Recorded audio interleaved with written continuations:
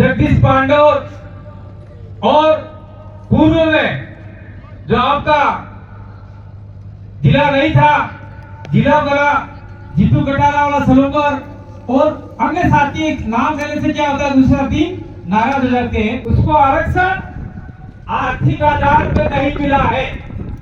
आर्थिक आधार पर मिलता तो आपके जनरल वर्ग भी आरक्षित हो जाते। उनको 10% मिला वो बात अलग है, वो गैर संवैधानिक है। लेकिन जो आरक्षण हमको मिला है, ये आरक्षण हमारी सभ्यता, हमारी संस्कृति, हमारा रहन सहन, हमारी वेशभूषा, हमारी बोली के आधार पर आरक्षण मिला हुआ है। और आज की तारीख में हम जितने भी लोग हैं जो आदिवासी कहते हैं अपने आप में, वो इस संस्कृति को धीरे धीरे खत्म कर रहे हैं। इसलिए जो आरक्षण विरोधी लोग हैं वो चाहते हैं कि आदिवासी अपनी संस्कृति खत्म कर दे और उस संस्कृति में आ जाए। वो क्या कहते हैं, आदिवासियों को मुख्य धारा में जोड़ना चाहते हैं। क्या घंटा मुख्य धारा में जोड़ना चाहते हैं? आदिवासियों का आरक्षण तो करना चाहते हैं वो लोग। और आपको कहना चाहता हूं मैं, ये इतना बड़ा पन्ना दिया है, 34 पॉइंट है, और इस पॉइंट को पढ़ के भी अगर आपका दिमाग तीन मिलाया नहीं तो आने वाले समय में आप पील पिला जाओ। लोग आपके पीछे पड़े शाम को पिल खत्म करने के लिए। इसलिए खड़े मत होना, पास में बैठ के पकड़ के बैठना। और आपके आजू बाजू पुलिस प्रशासन है, उसका मैं धन्यवाद देना चाहता हूं। मैं कहना चाहता हूं कि ये आरक्षण न तो कांग्रेस ने दिया, न बीजेपी ने दिया, न किसी और ने दिया, न नई पार्टी ने दिया, किसी पार्टी वाले ने नहीं दिया। ये आरक्षण हमारे आदिवासी महापुरुषों ने लड़ झगड़ कर अंग्रेजों से लिया है। और ये आरक्षण 1874 से मिला हुआ है हमको, उससे पहले भी आरक्षण हमारा था। और कहते हैं कि आरक्षण देश आजाद होने के बाद मिला। ये देखो झूठी बातें करते हैं, इसे जुमला फेंकते हैं कि 15 करोड़ आपके खाते में दे दूंगा, घंटा ही नहीं दिया, आप लोग ताले बजा रहे हो, बजाओ। हमारा क्या लेना है भाई? मैं इस पर्चे में से ही बात उठा के बताऊंगा आपको कुछ। अपनी बात खत्म करने से पहले थोड़ा घंटी मत बजाना भाई, क्योंकि पीछे व्यक्ति है, बोलने वाले सांसद हैं, एमएलए हैं, शायद 2 एमएलए और आने वाले हैं, लेडीज हैं और पुरुष संयोजक बीपीएमएम के भी हैं। लेकिन इस का बीज बोले में हमने बहुत सारा मेहनत किया है। आज जो आपके सामने बोल रहा हूं वो भी मैं आधा शरीर लेके बोल रहा हूं। आप सब जानते हैं जगदीश के साथ में साथ हमारा क्लियर हुआ था और मैं भी बोला था 7 दिन के लिए। और उस समय ये बैठे आपके बीच में राजकुमार जी तत्काल हॉस्पिटल में आए और सारे को बुलाया और हमारा इलाज करवाया। तो आपके इसमें मैं जिंदा हूं, प्रकृति ने कुदरत ने इसे जिंदा रखा। हो सकता है वो आपके हमारे मार्फत से कुछ काम करवाना चाहती है। अधूरे रहते हैं वो वाले। मैं सबसे पहले ये जो 9 नंबर का पॉइंट है, ये जिलेवार पॉइंट में मैं नहीं बोलूंगा। ये संपूर्ण अनुसूचित क्षेत्र एक जोन है, एक राज्य है, आंशिक रूप से राज्य है ये, और भी प्रदेश का पार्ट है।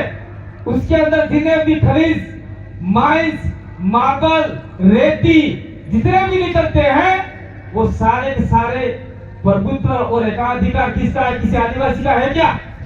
किसी का नहीं है।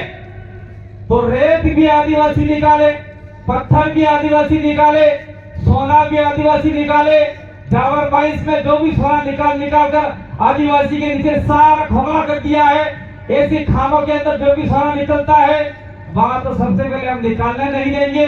अगर सरकार चाहती है निकालना है तो आदिवासी सोसाइटी बनाकर उसको अधिकार दिए जाए और आप में बैठे हुए तमाम लोग वो सोना निकाल कर सरकार उससे खरीदे।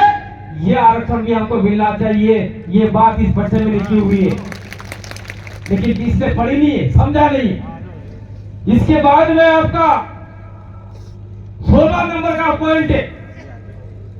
16 नंबर का पॉइंट ये है कि 6ठी अनुसूची में जिले को स्वायत्त परिषद अपन बोलते हैं डीसीसी और ऑटोनॉमस, और हमने बना रखा है पहले से भील ऑटोनॉमस काउंसिल और पूर्वोत्तर राज्य में बोडो ऑटोनॉमस काउंसिल, ऐसे स्वायत्त परिषद है। तो हमने ऐसा कुछ आंशिक लागू अपने 5वीं अनुसूची में सीधे तरीके से हो जाते 6ठी वाले अनुसूची वाले, लेकिन संपूर्ण अधिकार हमको चाहिए। इसलिए आदिवासी इलाके में जितने भी जिले पड़ते हैं, उदयपुर जिला भील स्वायत्त परिषद, डूंगरपुर जिला भील स्वायत्त परिषद, बांसवाड़ा भील जिला स्वायत्त परिषद, सलोमपुर जिला स्वायत्त परिषद, प्रतापगढ़ हो, सिरोही हो, और आने वाले समय में जो भी जिले इसके अंदर जुड़े उसके अंदर सारा अधिकार मिले, ताकि उससे ये पता चले कि इस इलाके में कितने खनन निकल रहे हैं, कितना पैसा आ रहा है और कहां खर्च कर रहा है। वो जिला स्वायत्त परिषद पंचायत से लेके एमपी तक के आने वाले बजट पर अपना शिकंजा कसे और सही तरीके से बजट खर्च हो, ये भी हम लोग इस पर्चे में लिखा हुआ है। इसलिए आदिवासी इलाके में भील स्वायत्त परिषद बनना चाहिए, तो हमको आरक्षण बहुत जल्दी मिल सकता है। ये बात इसमें लिखी हुई है। और आपको 25वां पॉइंट और 25वां पॉइंट ये है, जनगणना वाला है। 1871 में जनगणना का मेमोरेंडम बना था और 1881 में जनगणना स्टार्ट हुई, और उसमें हमको एनिमीज, आपका ट्राइबल, ट्राइब, अबोरिजिनल, इंडिजिनस, ये सारे शब्दों से हमको नवाजा गया। तो हम चाहते हैं देश भर में आदिवासियों के लिए अलग धर्म कॉलम की स्थापना हो, पूर्व की भांति, नया नहीं मांग रहे हम लोग।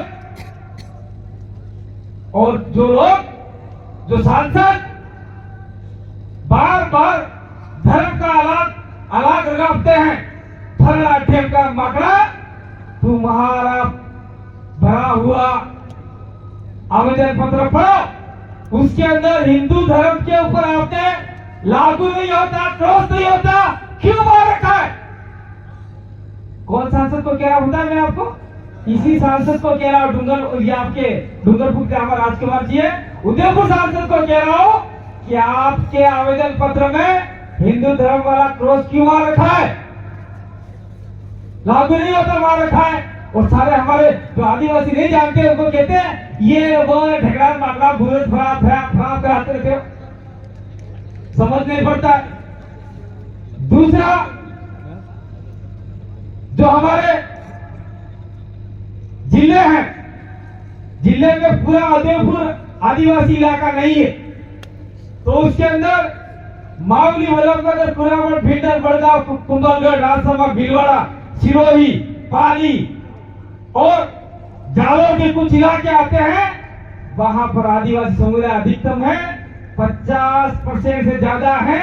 वो सारी पंचायतें अनुसूचित क्षेत्र में जोड़नी चाहिए, ताकि आदिवासी को अधिकतम अधिकार मिल सके।